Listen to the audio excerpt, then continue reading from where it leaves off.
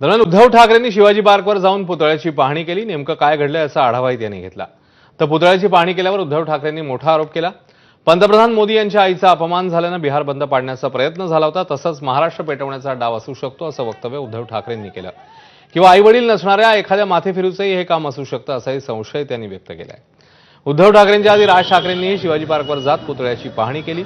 CCTV तपासून 24 तासात आरोपींना शोधून काढा अशा सूचना त्यांनी पोलिसांना दिल्या।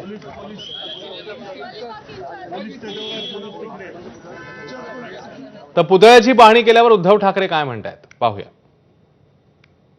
यामागे अशी व्यक्ती असू शकते की ज्याला स्वतःच्या आईवडिलांचं नाव घ्यायला शरम वाटते, लाज वाटते, अशा कोणतरी लावारिस माणसाने केलं असेल। आणि नाही तर बिहारमध्ये ज्याप्रमाणे मोदीजींच्या मातोश्रींचा अपमान झाला म्हणून बिहार बंद करण्याचा जो एक असफल प्रयत्न केला गेला, असाच कोणाचा तरी महाराष्ट्र पेटवण्याचा सुद्धा हा उद्योग असू शकेल। तूर्त पोलीस या सगळ्या गोष्टीचा शोध घेत आहेत। दरम्यान राज ठाकरेंनी पोलिसांना काय सूचना केली आहे तेही बघूया।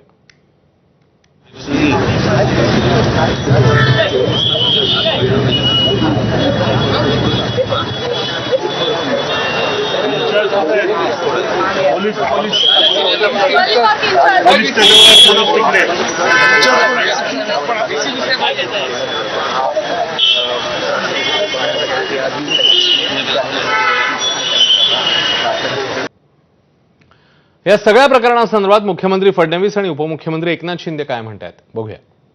कोणी असा गैरप्रकार केलाय, खरं म्हणजे हा दुर्दैवी प्रकार आहे। त्याचा खऱ्या अर्थाने निंदा करावी, निषेध करावा तेवढा थोडा आहे। आणि म्हणून पोलिसांना सूचना दिलेल्या आहेत की तात्काळ त्याच्यामधून जो कोणी ज्यांनी कोणी केला असेल त्याच्यावर कठोर कारवाई करावी। अशा प्रकारची घटना ही निषेधार्हच आहे। ज्या कुठल्या समाजकंटकांनी ही घटना केली आहे त्याला पोलीस शोधून काढतील आणि त्याच्यावर कारवाई करतील।